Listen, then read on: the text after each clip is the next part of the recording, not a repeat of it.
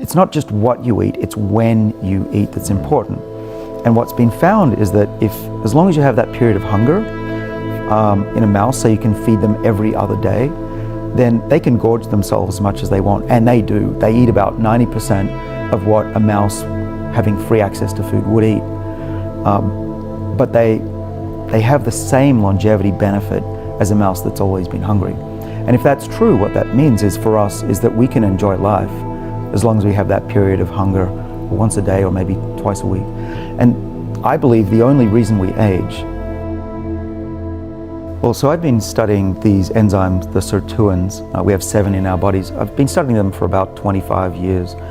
And what we've learned is that they respond to the cellular environment. There's a chemical that they require for gas, think of them as the fuel, called NAD. And there's another molecule that is like the accelerator on the enzymes that makes them go even faster, and that's one of them is called resveratrol, which we discovered years ago from red wine. And together they actually do really great things on these enzymes and make them keep the body younger at least. For 25 years we've been studying mostly animals and even little fungi, yeast cells. And what we've learned from those studies is that these are largely involved in responding to when organisms are under threat of survival. So how do you make the body feel like it's under threat? Adversity. So one is run a lot, or at least become out of breath. A few times a week, your body will say, "Oh man, we had to outpace one of those saber-toothed cats again. Got to build up the body." The other is to be hungry, either a couple of times a week or every day. Skip a meal or two, and then your body will turn on these sirtuins, make more of that fuel, NAD, for the enzymes, and we think that's what's in part responsible for the health benefits of those lifestyle choices. All right, one thing though that you talk about that I found really interesting is this notion of what may be good for you when you're young may come back to bite you in the ass when you're older. Yeah. So it's like the whole notion of hormesis, that a little bit of bad is actually extraordinarily good, which is exactly what you're describing now. Get out of breath, do all this stuff. And so when the information started pouring out that the only thing across every known living organism that extends lifespan is to eat less, which you talk about in your own book, it feels like you're saying to do it for that reason, just don't put as much stress on the system. But now I hear you saying, no, what you actually want to do is stress the system. Won't that stress of I just ran from a lion, fuck I'm starving, won't that begin to stack up and become problematic? Well, actually, if you step on a snail, it's going to die. So there's certain amounts of stress that you don't want to do. But what you want to do is get the body to fear adversity and the future, but not enough to cause lasting damage or the unspooling of the DNA that'll lead to disease and eventually death. So you don't want to overdo it. You want to be a little bit puffed, you want to be a little bit hungry, but of course starvation, malnutrition is not going to make you live longer.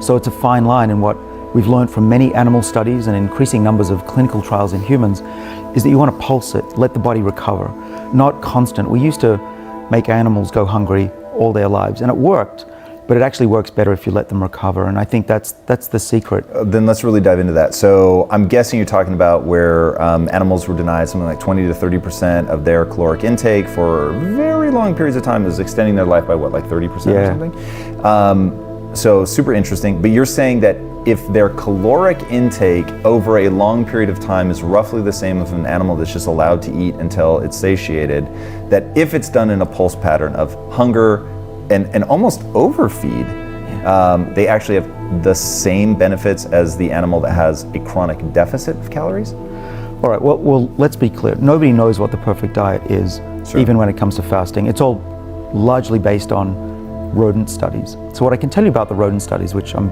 very familiar with, is that if you take a rodent and reduce its calories by 25% for its whole life, it will live longer, 30%, but it'll be really miserable and aggressive.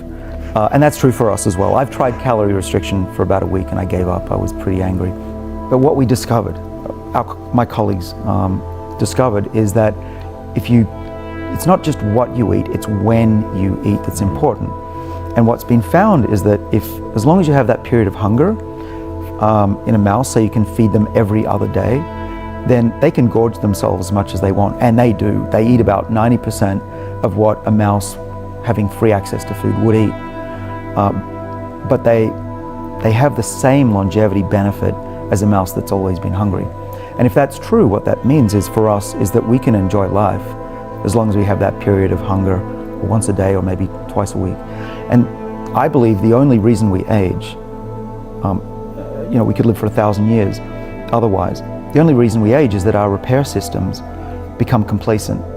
You mentioned that what is beneficial for you when you're young comes back to bite you when you're old. What we think is that these repair systems are very good when we're young.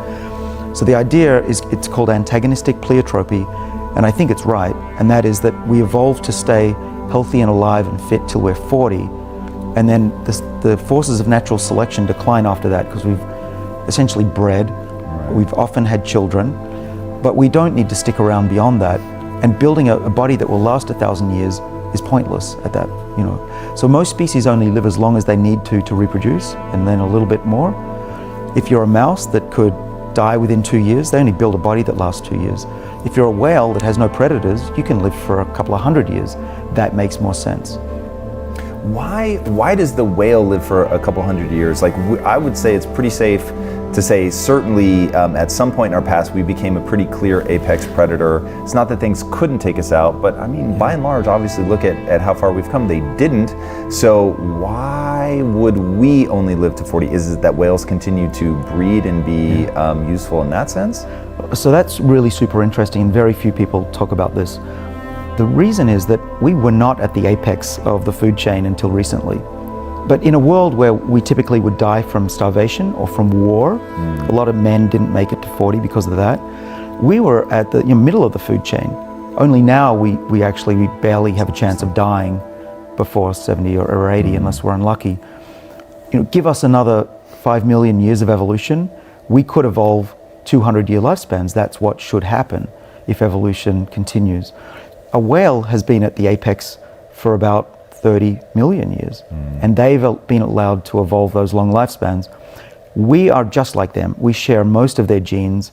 They're warm-blooded, they produce milk, they're conscious, they're basically us in the sea. So anyone who says we've reached our maximum limit doesn't know what they're talking about.